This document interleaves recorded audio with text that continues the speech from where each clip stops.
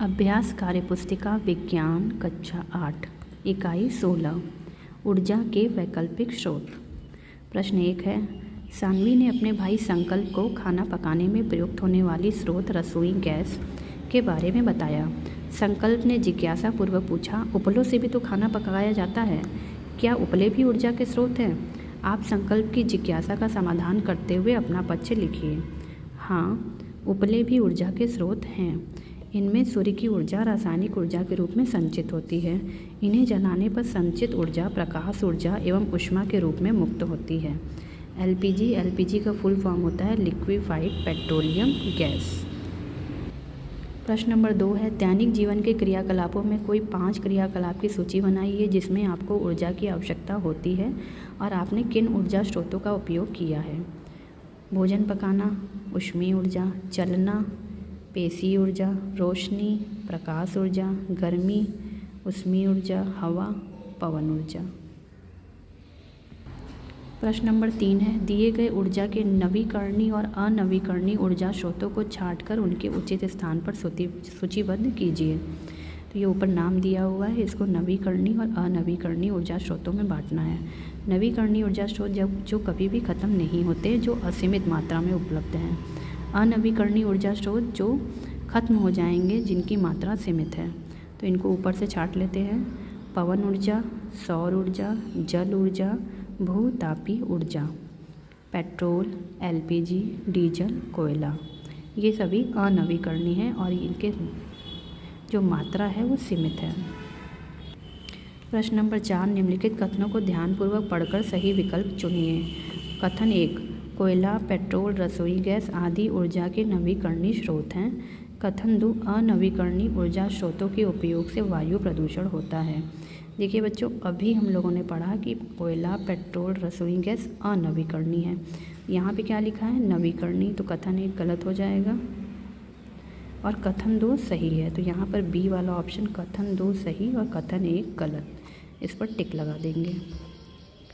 निम्नलिखित ऊर्जा स्रोतों के समूह में से बेमेल ऊर्जा स्रोत छांट कर समूह के सामने लिखना है। सौर ऊर्जा, कोयला, गतिमान वायु। तो सौर ऊर्जा और गतिमान वायु नवीकरणीय स्रोत हैं, कोयला अनवीकरणीय स्रोत है, तो इसको छांट के अलग कर देंगे।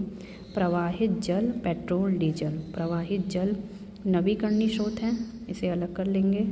सोलर कुकर, सोलर सेल, पवन चक्की, ये सौर ऊर्जा से बनते हैं, पवन चक्की हवा से, पवन चक्की बेमेल है। सौर जल ऊष्मक, रसोई गैस, कोयला। रसोई गैस कोयला अनवीकरणीय है और ये नवीकरणीय, तो जो नवीकरणीय है सौर जल ऊष्मक, ये बेमेल है।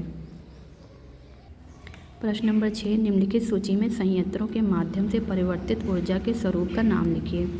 सौर ऊर्जा, सोलर सेल, तो इससे बिजली मिलती है, तो विद्युत ऊर्जा। पवन ऊर्जा, पवन चक्की, इससे भी बिजली बनती है, विद्युत ऊर्जा। जल ऊर्जा, टरबाइन, इससे क्या मिलता है? बिजली, यानी विद्युत ऊर्जा। रासायनिक ऊर्जा, गोबर गैस प्लांट, गोबर गैस प्लांट से ऊष्मा मिलती है, तो यहाँ पर बनेगा ऊष्मीय ऊर्जा। प्रश्न नंबर 7, रिक्त स्थानों की पूर्ति करना है। यहाँ ऊपर दिए हुए हैं शब्द।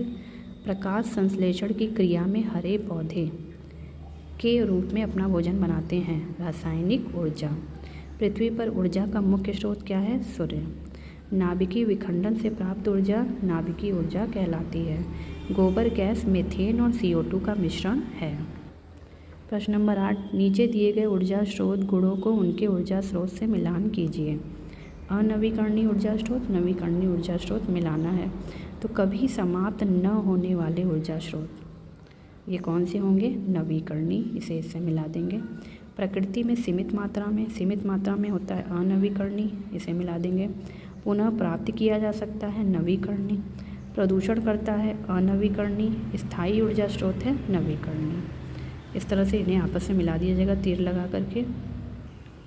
प्रश्न नंबर 9 है, चित्र को पहचान कर लिखना है। ये सोलर कुकर है, पवन चक्की, सोलर सेल, सौर जल ऊष्मक। प्रश्न नंबर 10, सत्य असत्य लिखना है। पंखा, बल्ब, हीटर आदि की आवश्यकता न होने पर उन्हें बंद कर देना चाहिए। सत्य। भोजन पकाने के लिए प्रेशर कुकर का उपयोग करना चाहिए। सत्य। नवीकरणीय ऊर्जा स्रोत का अधिक उपयोग नहीं करना चाहिए। असत्य। जितना ज़्यादा से ज़्यादा हो सके हमें नवीकरणीय स्रोत का ही उपयोग करना चाहिए। निकट दूरी के लिए डीजल पेट्रोल चलित वाहनों का प्रयोग नहीं करना चाहिए। सत्य। नाभिकीय भट्ठी में अनियंत्रित दर पर परमाणु ऊर्जा प्राप्त होती है। असत्य। प्रश्न नंबर 11, मिट्टी के तेल और कोयले में क्या समानता है? दोनों ही जीवाश्म ईंधन हैं और ऊर्जा के अनवीकरणीय स्रोत हैं। दोनों ही खत्म हो जाएंगे। क्या समुद्री ज्वार भाटा से प्राप्त ऊर्जा नवीकरणीय स्रोत है? हाँ, समुद्री ज्वार भाटा से प्राप्त ऊर्जा नवीकरणीय स्रोत है, क्योंकि ये तरंगें दिन में 2 बार प्राप्त होती रहती हैं। ये कभी भी ख़त्म नहीं होगी। जब तक समुद्र है तब तक उसमें ज्वार भाटा आता रहेगा। तो ये नवीकरणीय स्रोत है। प्रश्न नंबर 3, निम्नलिखित ऊर्जा संयंत्रों को भारत के मानचित्र पर दर्शाइए जहाँ यह संयंत्र पाए जाते हैं। उन राज्यों का नाम लिखिए। तो देखिए बच्चों, कलपक्कम ये तमिलनाडु में है। तमिलनाडु ये आपका। तारापुर महाराष्ट्र में है। महाराष्ट्र ये है। कुडानुकुलम तमिलनाडु में है। ये तमिलनाडु। रावत भाटा राजस्थान में है। चौथा नंबर, ये देखिए यहाँ पर चौथा नंबर डाला गया राजस्थान। कैगा कर्नाटक 5 नंबर कर्नाटक। काकरापार गुजरात में है 6 नंबर गुजरात। नरौरा उत्तर प्रदेश 7वां नंबर, ये 7वां नंबर। इस तरह से आप भी इसको बनाकर लिख लीजिए। धन्यवाद बच्चों।